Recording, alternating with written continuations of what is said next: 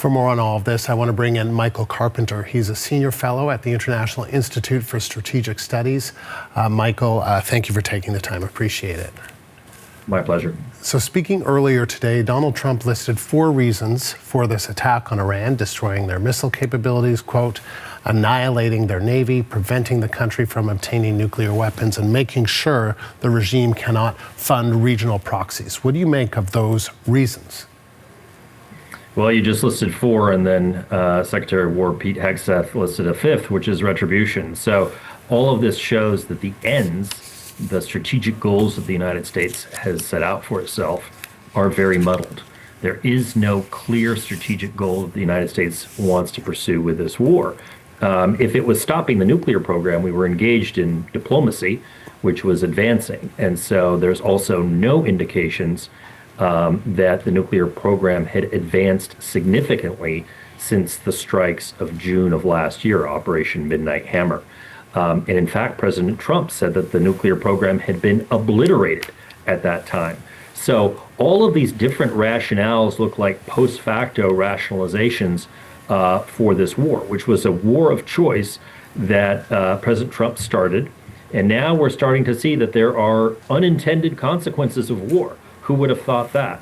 But again, the ends, the means, and the ways are not aligned in this particular case.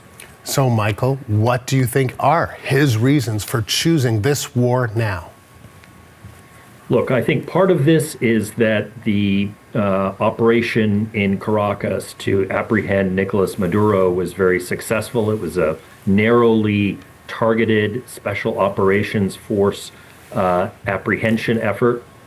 And I think President Trump was a little bit high coming off that operation. It was not very popular. Intervention in Venezuela was not popular beforehand, but then afterwards it was judged to be successful. And so perhaps he thought that he could replicate something like that in Iran. And there's talk that, potentially down the road, he might contemplate a similar scenario in Cuba.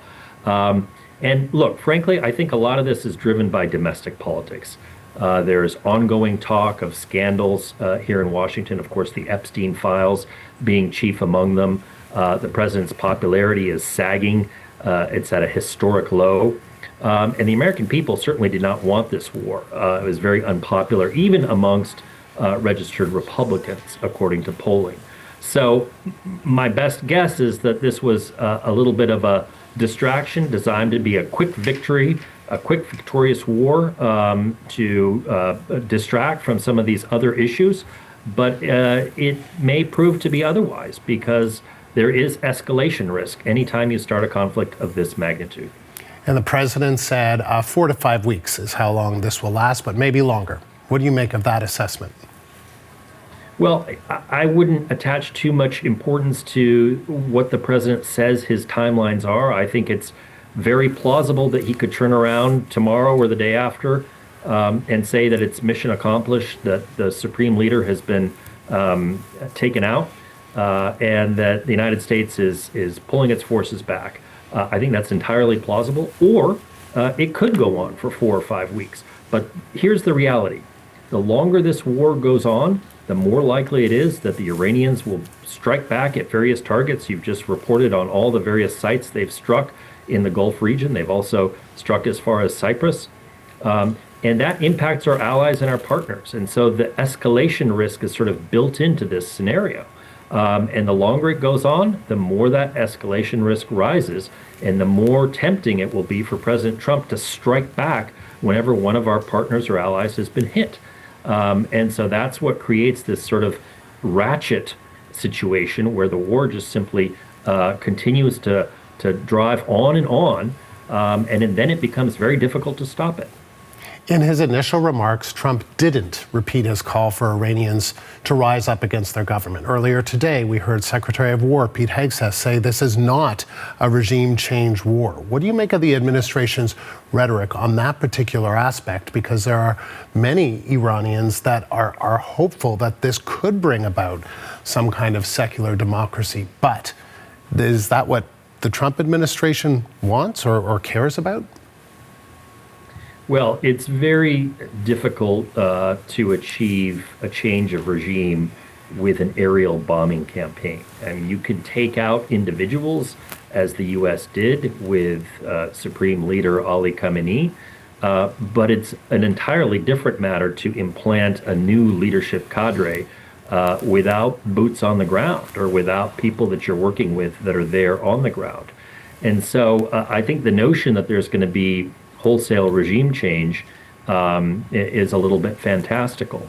Now, I do think that you could see the administration pivot in the coming days and offer sort of a post facto justification for this war, but again, by saying that the supreme leader was targeted, he was taken out, and that was their goal all along. You'll have to watch how the rhetoric changes from one day to the next. Already you've seen just in that press conference, so many different goals articulated for why this war is happening.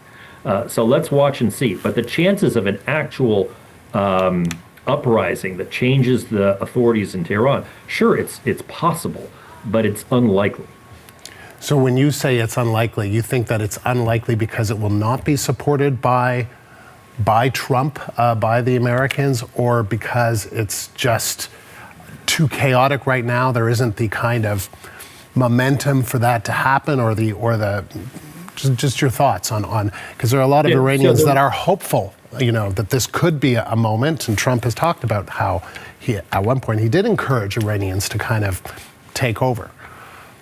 Yeah, and the interesting thing about this moment in history is it's the first time in a long time where albeit a minority, but still a sizable chunk of the Iranian population actually was in favor of some sort of foreign intervention that would get rid of the supreme leader. So again, a minority to be sure, and a lot of people are grieving as well. So we'll have to see. But here's the reason why I'm skeptical about regime change of a significant type.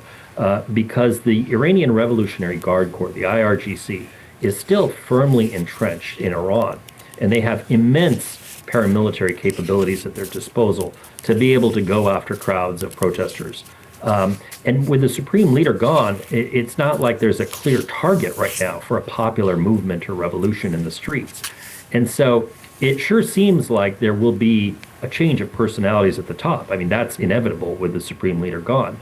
But whether the regime that comes forward, that coheres in the coming weeks and months, whether it's substantially different from what came before them, is very doubtful. Of course, there is that small percentage chance that if these strikes continue and if the leadership is really, truly degraded, perhaps there could be some uprising that brings forth new charismatic leaders from the opposition. But again, that's a very small likelihood chance of success and would require working with some of those elements on the ground, which so far there's no indications that either the U.S. or Israel is doing. Michael, thank you. Michael Carpenter is a senior fellow at the International Institute for Strategic Studies.